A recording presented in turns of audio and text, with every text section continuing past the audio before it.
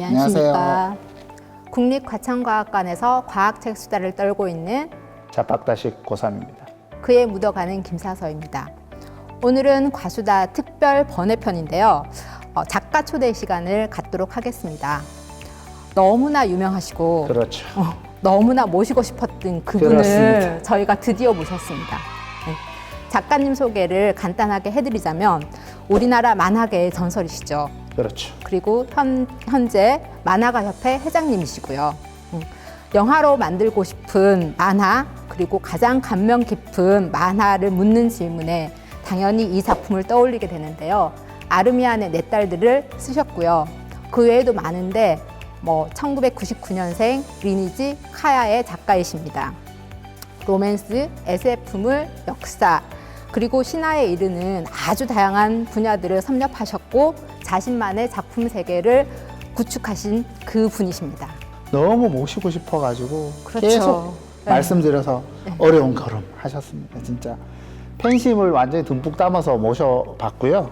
너무 뵙고 싶었습니다. 이제 화려한 그림체와 이제 완벽한 스케일, 거대한 이런 작품 세계를 완전히 녹아 넣으셔서 네. 훌륭한 만화 세계를 구축하신 분입니다. 한국 만화계의 전설이시고요. 그렇죠. 전설이. 전설의 레전드 네. 신일숙 작가님 모셨습니다. 와. 안녕하세요. 아유, 우선 안녕하십니까. 과학책수다. 반갑습니다. 이 과학책수다 시청자분들께 인사 한번 부탁드리겠습니다.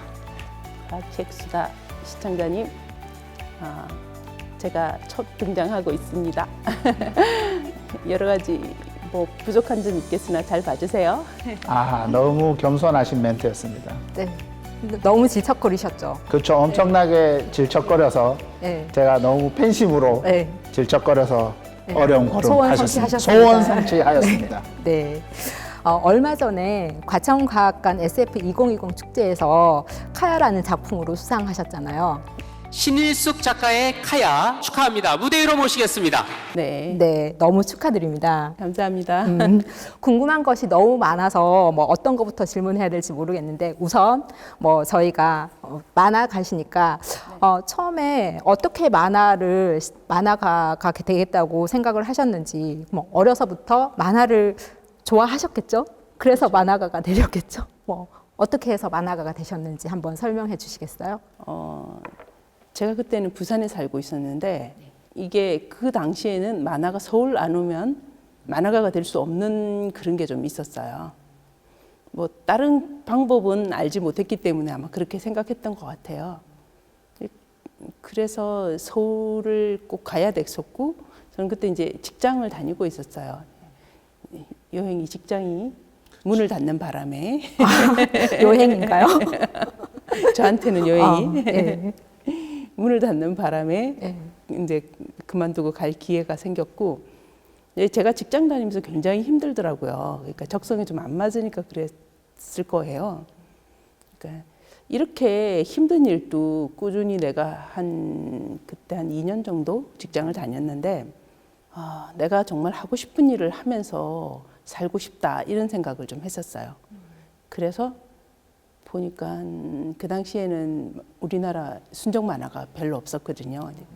딱 황민아 씨만 나와 있었나? 그리고 북해의 별이 간신히 나와 있었던가 그랬을 거예요. 그러다가 나도 해야겠다 이 생각이 들어서 서울에 있는 우리 이제 유일한 연구인 우리 고모님께 몸을 의탁하고 빌붙어서 예. 대충 다 그러시더라고요. 네. 지방에서 서울로 올라오면 항상 친척집에서 이렇게. 당연하죠. 일단은 다 그게 공식입니다. 이제 사촌 동생들과 같은 방을 지내면서 그렇게 좀 버텨가지고서는 만화를 기본을 좀 배웠죠. 예. 사실은 제가 다른 데서 봤는데요. 선생님께서 아까 회사 다니던 얘기 하셨잖아요. 회사에 사실은 회사가 망하기를 정한수를 두고 기도를 하셨다는 얘기가 있더라고요. 정한수까지는 아니지 않나요? 망하기를 빈 게 아니고 회사가 망했는데 이미 이미 망하셨는데. 망했는데 이상하게 그 왜 채권 채무 관계 때문에 쉽사리 그게 정리가 안 되고. 정리가 안 되는 거예요. 그러면서 저한테는 이거 되지도 않고 안 되지도 않은 상태로 계속 끌고 나가고 있었기 때문에 그래서 제가 좀 빨리 끝나기를 빌었죠. 이게 이제 좀 와전이 된 거구만요. 그러니까 빨리 해결이 그나마 됐기 때문에 이제 또 서울로 오셔가지고 만화가 길을 시작하실 수가. 아, 이게. 그게 뭐 그러면 전화위복이 된 거네요. 그렇죠. 네. 왜냐하면 또 직장 생활 하시면서 아까 얘기하셨잖아요. 이제 이것도 이렇게 힘든 것도 하는데 내가 재밌는 일은 더 잘할 수 있겠다는 또 용기도 얻으셨을 것 같아요. 네. 근데 그 아르미안의 내 딸을 뭐 제일 많이 얘기할 것 같은데 오늘 그 아르미안 내 딸은 그 지금 뭐 한 40대나 한 50대 초중반 아니면 후반까지 그 여성분들이 학창 시절을 떠올리게 하는 그런 아이콘 같은 거잖아요. 아예 여성분들만 그런 게 아니고 저부터 해서 남성들도 그렇습니다. 아, 그래요? 소수의 올드보이 남성들도 있어요. 맞습니다. 꽤 있습니다. 아, 네. 이거 확인해야 되는데 올드보이 보셨잖아요. 네. 올드보이 보면 거기 오대수 이렇게 가둬놓고 딱 망보는 깡패가 있거든요. 근데 그 사람 책을 보고 있어요. 계속 뭐 이렇게 쌓여 있어요. 그게 아르미안의 내 딸들이에요. 그러면 그 정도예요. 그러면 엄청 유명하다는 거죠. 뭐 여자뿐이 아니라 뭐 그렇죠. 남성까지 성별을 그냥 아우르시는 거예요. 맞습니다. 이거는 거긴 아마 스텝이 그랬을 수도 마련이지 있겠죠. 저 않을까? 같은 사람이었던 거죠. 네. 네. 그러면 뭐 작가님이 뭐 학창 시절에 어떤 만화를 보고 뭐 꿈을 키우셨을 것 같은데 특히 뭐 어떤 만화를 보고 그렇게 꿈을 키우셨는지 딱 정할 수가 있을까요? 제가 학창 시절에는 순정 만화가 안 나왔어요. 예, 딱 끊긴 시대였어요. 그래서 제가 굉장히 어렸을 때에 본 만화가 있었고 네. 어렸을 때라는 건 한 초등학교 한 2, 3학년 정도까지 아마 만화가 나왔었어요. 그리고 그 이후부터는 순정 만화라는 건 안 나왔어요. 그러다 보니 제가 이제 순정 만화로서 볼 틈은 별로 없었고 그 뒤에는 책을 읽거나 또 이제 그 명랑 만화를 읽거나 그렇죠. 좀 그랬던 것 같아요. 예. 네. 그러면 거의 아르미안은 거의 뭐 완전 거의 창작이신 거네요. 그렇죠. 순정 만화를 보고 아르미안을 그린 게 아니라. 아르미안 자체는 원래 창작이고 그 전에 황민아 씨나 김혜리 씨나 저나 약간 이제 일본 만화의 영향을 받은 세대라고 할 수 있어요. 그러니까 일본 만화가 순정 만화가 명맥을 유지를 계속하고 있었기 때문에 그래서 저희들은 이런 만화도 있었구나. 그때는 이제 우리나라의 저작권이 좀 제대로 되어 있지 않았었기 때문에 막 들어와가지고 뭐 유리가면이나 뭐 그런 게 들어왔었죠. 그래서 저희들은 굉장히 보기 좋고 약간 문화적인 쇼크 같은 것도 좀 있었고요. 그래서 계속 봤어요. 근데 학창 시절에는 그냥 책을 좀 많이 읽었었던 것 같아요. 아, 책으로. 예. 네. 근데 뭐 작가님 작품을 보면 뭐 대서사적인 그런 작품이 되게 많았잖아요. 근데 생각해 보면 그 시절에 뭐 그 인터넷도 지금처럼 막 바로 쳐서 막 확인할 수 있는 그런 게 없었었는데 어떻게 그런 대서사적인 그 구상을 하셨는지 되게 궁금하더라고요. 아르미안의 딸들을 시작하기 전에 다른 작품의 스토리를 완성을 한 게 있었는데 그게 이제 스파르타라는 작품이었어요. 그거 스파르타에 대해서 공부를 하면서 뭐 역사 전사도 읽고 뭐 그러다 보니까 쭉 그게 이제 이게 아르미안의 토대가 된 거죠. 근데 저도 이제 그 작가님 오신다 그래서 어떤 매체를 좀 공부를 했었는데 거기 좀 재밌는 얘기인지는 잘 모르겠는데 아르미안의 내 딸들을 그 뼈대 구성이 전부 꿈을 꾸고 이제 그 뼈대를 구성했다고 이런 얘기를 들었어요. 진짜 가능한가요? 제 작품은 거의가 그래요. 예. 오. 제 작품은 거의가 그렇고 좀 짧은 이야기 같은 경우에는 거의 막 그 나레이션까지 만화에서 그러니까 꿈에서 나오고 그걸 깨어나서 막 바로 그냥 나레이션을 그걸 기억해가지고 적어가지고서는 그대로 만화가 된다든지 그런 케이스가 이제 축복 받으신 거. 그런 케이스가 그 크리스티라는 작품이고요. 그 다음에 그 1999년생은 이렇게 중간중간에 하면서 갑자기 그러니까 명령 체계를 전달하는 넘버 1, 넘버 2 이런 게 넘버가 나와요. 그 부분 같은 경우에는 거의 꿈에서 나왔었고요. 기본적인 건 좀 그런 편이죠. 예. 와. 우리는 왜 그런 꿈을 못 꿀까요? 저는 일꾼밖에 안 꾸거든요. 낮에 스트레스 받은 게 일로 딱 나타나는데, 저는 그렇게 생각했어요. 사실 작가님이 계속 구상을 하시니까, 이 에피소드 들었을 때, 구상을 하시다 보니까 그게 꿈으로 체현되는 거다라고 좀 생각을 했었거든요. 그리고 그건 반대예요. 그러니까 꿈으로 된 것을 제가 다시 가지고 구상을. 와서 다시 구성을 하는 거예요. 예. 이거는 진짜, 처음 들었습니다. 그러니까 저는 이런 이제 얘기는 나름 정말, 그래도 작가님에서, 너무 신기하고요. 부럽습니다. 그러게요. 너무 신기하고 부러운데요. 이게 시나리오 쓰는 거 너무 힘들잖아요. 대단하십니다. 이 아르메안의 딸, 우리 흔히 이제 팬들 A4라고 그러거든요. 다 아시죠? 네, 예. 알죠. A4라고 그러는데, 사실 제가 이거를 솔직히 얘기하면 제일 좋아하는데요. 이유가, 아까 작가님 얘기하셨지만, 실제 역사나 신화 안에다가 지금 이야기가 다 들어가 있는 거잖아요. 그렇다가 보니까 저는 처음 봤을 때는 어떻게 생각했냐면, 이게 그냥 원래 있는 얘기인가? 할 정도로 그거에 이제 개연성이 너무 쑥 들어가더라고요. 그러다 나중에 이제 좀 나이 들어서는, 이게 역사랑 창작물이 뒤섞인 거구나. 근데 저는 완전히 그냥 역사 만화라고 생각을 했었거든요. 어릴 때만 해도. 그래서 그 정도로 했는데, 이게 너무 좀 신기하더라고. 원래부터 그런 역사 안에다가 얘기를 넣겠다라고 좀 생각을 하신 건가요? 이야기 안에 역사를 넣은 거예요. 그거는 그러니까 그것도 이제 그렇게 생각할 수 있는. 예. 저는 역사 안에다 이야기를 이렇게 역사가 있으니까 거기다 이걸 넣어야지 이렇게 생각하셨던 게 네. 이야기를 짜놓고 그 역사를 끼워 맞추신 거네요. 예, 거의 그렇죠. 와.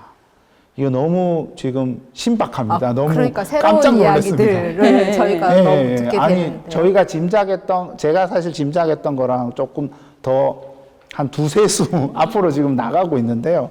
사실 또 좀 신기했던 게 사실 리니지도 제가 굉장히 좋아하거든요. 리니지 책 보면 사실 제가 느끼기에도 게임으로 만들 만한 소재다라고 생각을 했거든요. 지나고 나서지만. 근데 사실 게임으로 이게 좀 대성공 거뒀었잖아요. 그때 좀 얘기가 있으실 때 이게 과연 게임으로 이게 될까 이런 생각 하셨었나요? 저는 게임으로 한다라는 생각은 전혀 몰랐었고요. 네. 게임이라는 분야 자체가 저한테 굉장히 생소했기 때문에. 그런데 그때 송재경 씨라는 분이 네, 있었는데, 와서 말씀하셨죠. 예, 송재경 씨라는 분이 원래 그 바람의 나라를 네, 맞습니다. 만들어신 분이에요. 근데 그 서양판도 한번 만들어 보고 싶다 이렇게 해가지고 이제 리니지를 생각하신 것 같아요. 예, 그냥 저는 이제 그런 얘기가 왔길래 어떻게 될지 궁금하다 이렇게 해가지고서는 저는 이제 승낙을 한 케이스였어요. 저는 개인적으로는 사실 저거 보면서 이게 너무 구성이나 이런 게 사실 개인적으로는 반지의 제왕하고 되게 비슷하다고 생각하거든요. 반지의 제왕을 사실 더 뒤에 보긴 했습니다. 그러니까 이게 충분히 복합 그 문화 매체로서 훨씬 더 크게 나갈 수 있는 거라고 생각을 했고요. 그래서 이제 아르미안보다는 리니지가 훨씬 게임성이 크다라고 생각을 했었거든요. 그래서 작가님 처음 뵀을 때 이제 그거를 좀 고려를 하셨는지 궁금했었고요. 네. 근데 이제 작품을 쓰시는 것도 되게 좀 힘든 거지만 작품을 준비하는 기간이 각 작품마다 다르기는 할 거지만 보통 어느 정도 걸리는지 그것도 좀 궁금하더라고요. 작품 준비하는 기간이 그 아르미안 같이 좀 대작이 될 것 같으면 조금은 더 걸려요. 그러니까 공부도 좀 더 해야 되고, 그리고 자료도 많이 찾아야 되고. 아르미안은 정말 자료 찾는데 시간이 많이 걸렸어요. 그러니까 그 당시에는 인터넷 같은 건 없었기 때문에 찾으러 도서관 같은 데를 가야 되고, 도서관에서 그 책을 찾으러, 그 종류의 책을 찾으러 가야 되고, 그런 종류의 책이 별로 없었어요, 우리나라에. 특히 사진 자료를 많이 찾아야 됐는데, 그렇죠. 그림을 그리셔야 되니까. 네, 사진 자료가 없더라고요, 거의 그 시대에는. 그래서 그냥 좀 세세한 거는 좀 포기를 하고. 포기했는데 그 정도였어요. 그러니까 내용이 너무 좀, 내용에 있는 이거 건축물 같은 거나 복식 같은 게 너무 섬세하게 표현을 하셔. 몇 개는 작가님이 쓰시기도 했지만 상상에 좀 의존을 해서 썼다고 했는데 제가 볼 때는 되게 그럴싸하거든요. 그래서 이게 상상에 의존한 게 맞나 싶을 정도로 진짜 너무 섬세하게 표현을 잘 해주셔가지고 하여튼 독자로서는 그렇습니다. 그 작품에서 또 가장 중요한 부분 중에 하나가 캐릭터잖아요. 근데 이제 그 캐릭터 만드실 때 주변 인물이나 아니면 실존 인물에서 모티브를 받으시는 거예요? 저 같은 경우에는 어떤 이야기가 이렇게 하나가 완성이 돼요. 그러면 그 이야기의 주인공은 자연히 그 이야기와 따라서 같이 나오게 돼요. 그러니까 주 중심이 되는 주인공, 그런데 그 중심이 되는 주인공 말고 조연급에 해당되는 사람들은 그때그때 만들어내게 되는데, 그러면은 그냥 이름하고 동시에 거의 나올 때가 많아요. 그리고 그 사람에 대해서 생각을 계속 하는 거죠. 이 사람은 어떤 사람일 것이다. 어떤 스타일일 것이다. 그렇게 하면서 그림을 그리면서도 생각을 하고 계속 그려나가는 도중에도 생각을 하고 이렇게 돼서 그 사람은 인생이 하나를 또 그려지게 되는 거예요. 아, 그 만들어지는 조연들도 거죠. 예. 그 캐릭터의 인생이 다 따로 있는 거네요. 그렇죠. 그러니까 이 사람은 어떠한 성격일 것이고 어떻게 해가지고 그러니까 약간 배신을 할 성격이라든지 아니면 계속 충성을 할 성격이라든지 또는 뭐 아무 관심이 없는 성격이라든지 뭐 이런 식으로 설정이 되는 거죠. 그러면 이제 얘의 인생이 어떻게 될 거에 따라서 그 주변의 사람들이 좀 결정이 되는 거예요. 그러면 그 인물하고 이름하고도 같이 매치하는데 이름 정하실 때도 그러면 좀 심혈을 기울여서 그러니까 아르메니아의 정하시나요? 딸들 하면은 네.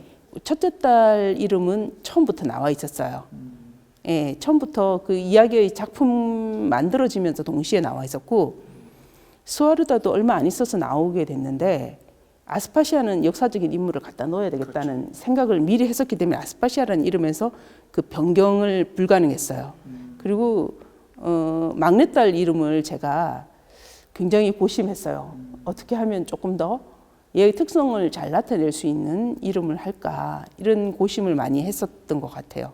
저는 그 애칭이 되게 마음에 들더라고요. 샤르휘나인데 샤리 이렇게 부르잖아요. 그게 그 캐릭터를 굉장히 잘 살리는 거다라고 생각을 했어요. 그러니까 처음엔 좀 말괄량이 같고 나중에는 이제 완전히 이제 이 자립적인 욕성으로 계속 운명을 개척해 나가잖아요. 그러니까 그런 것들이 너무 마음에 들더라고요. 그래서 지금 선생님 말씀드리니까 이게 다 제가 제대로 그걸 좀 받았구나라는 느낌이 좀 드네요. 너무 신기하고요. 인물이니까요. 지금 그런데 작가님이랑 이제 보면은 사실 작품에서 약간 표현을 하고 계신데 성격이나 외모적으로 좀 제일 본인하고 좀 비슷하다. 이건 나다. 나를 좀 투영했다 하는 캐릭터가 있을까요?